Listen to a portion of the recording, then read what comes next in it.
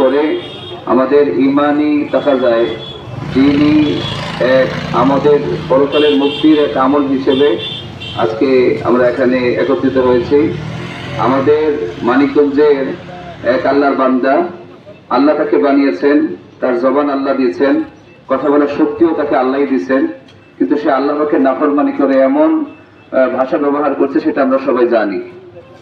তো একজন মানুষ যখন আল্লাহর ব্যাপারে এরকম ভাষা ব্যবহার করতে পারে, তার মনুষ্যত্ব থাকে না, তার ইমান তো করে। স্বাভাবিক বিবেকবান কোনো মানুষ এরকম মন্তব্য তার সৃষ্টিকর্তার ব্যাপারে বলতেই পারে না। এজন্য এই লোকের পক্ষ অবলম্বন করা একজন বিবেকবান মানুষের জন্য কখনো কোনোভাবে সম্ভব না।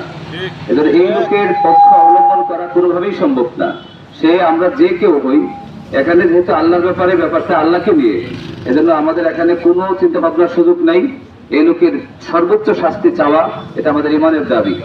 আল্লাহকে যদি মহব্বত করি, আল্লাহ পাকের শান, আল্লাহ পাকের ইজ্জত সম্মান রক্ষার দাবি যদি আমি করি, তাহলে এই লোকের সর্বোচ্চ শাস্তির দাবি করা এটা আমার অবশ্যই কর্তব্য। আমাদের যারা প্রশাসনে আছেন, দায়িত্বে আছেন, আমাদের উপদেষ্টা মন্ডলীদেরও, তারাও যদি ইমানদার হয়ে থাকেন, আল্লাহকে বিশ্বাস করেন এই দাবিতে তারা সত্যবাদী, এই দাবিতে সত্যবাদী হন, তাহলে অবশ্যই এই কুলাঙ্গারের সর্বোচ্চ শাস্তির ব্যবস্থা করা অবশ্যই কর্তব্য। এই জন্য আমাদের সারা দেশের উলামায়ে কেরাম আগামীকাল মানিকগঞ্জ মহাসমাবেশের ডাক দিয়েছেন।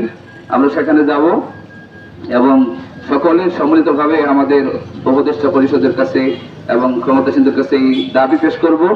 আমরা চাই যেন সহজে এই কুলাঙ্গারের সর্বোচ্চ শাস্তির ফয়সালা হয়ে যায়। মুসলমানদের জন্য দিলের শান্তি আল্লাহ পাক দিয়ে দেন, তাহলে মুসলমান মুমিন শান্তি পাবে। যতক্ষণ পর্যন্ত এই কুলাঙ্গারের সর্বোচ্চ শাস্তি না হবে, তাকে ফয়সালা না হবে, ততক্ষণ মুমিন শান্তি পাইতে পারে না, তাদের মনে স্বস্তি আসতেই পারে না। এজন্য আমরা চাই আল্লাহ পাক যেন আমাদের দায়িত্বশীলদেরকে সুমতি দান করেন এবং এখানে কোন রকমের ভিন্ন চিন্তা না করে আল্লাহর দিক সামনে রেখে এই কুলাঙ্গারের সর্বোচ্চ শাস্তির ফয়সালা যেন আল্লাহ ওনাদেরকে তারা তৌফিক আল্লাহ দেন, তারা যেন করে দ্রুত করে ফেলেন।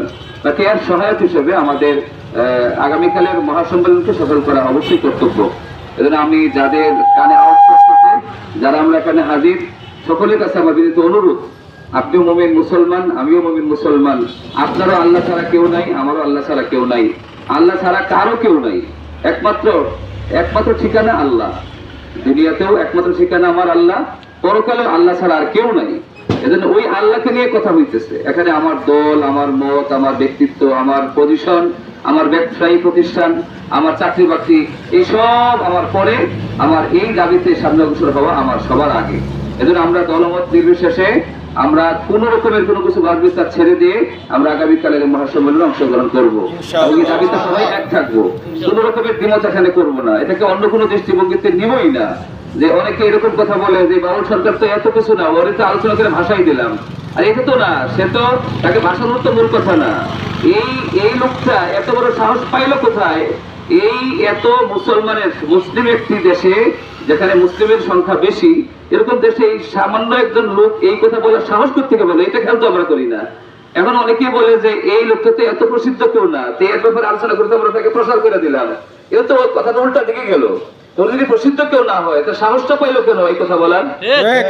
এই নগণ্য একজন ব্যক্তিকে সর্বোচ্চ শাস্তি দিতে আবার পড়ুয়া কিসের? উনি যদি নগণ্যই স্বাভাবিক একজন কিছু হয়, তাকে সর্বোচ্চ শাস্তির আওতায় আনতে কিসের ভয়, কিসের? এজন্য আমরা দাবি জানাই যেন এই আমাদের মুসলমানদের মুমিনের দাবি তারা বাস্তবায়ন করেন, সর্বোচ্চ শাস্তির ফয়সালা যেন তারা করে ফেলেন। আর আমি আবারও বলছি, আমরা সকলেই ইনশাআল্লাহ আগামীকাল সকাল 10টায় মানিকগঞ্জে উপস্থিত থাকবো ইনশাআল্লাহ। পারবো না? আমাদেরকে সবাইকে আমরা ওই মহাসমাবেশে হাজির হওয়ার তৌফিক দান করেন। সকল মুমিনের দাবি, সকল ইমানদারদের দাবি আল্লাহ যেন পূরণ করেন, সহজে সেই ব্যবস্থা আল্লাহ করে দেন। সাথে একটা হাদিস যেটা পড়ছি, আমরা সাহাবায়ে কেরামের আদর্শে আমরা সব কাজ করতে হবে। যে কোনো লক্ষ্য টার্গেটে পৌঁছতে গেলে, কোনো দাবি পূরণ করতে গেলে দুনিয়ার সিস্টেমে, জাগতিক সিস্টেমে তো প্রক্রিয়া অবলম্বন করতেই হবে, সাথে সাথে আল্লাহর কাছে আমাদের 2 রাকাত নামাজের মাধ্যমে এই দাবিটার ব্যাপারে সহায়তা চাইতে হবে।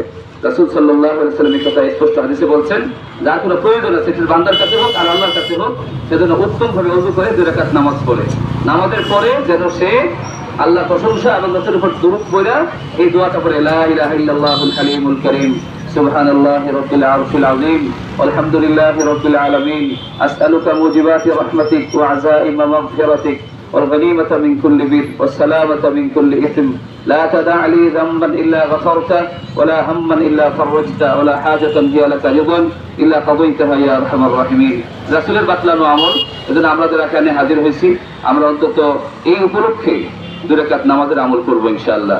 আল্লাহ যেন আমাদের কালকের এই সমাবেশ কবুল করেন।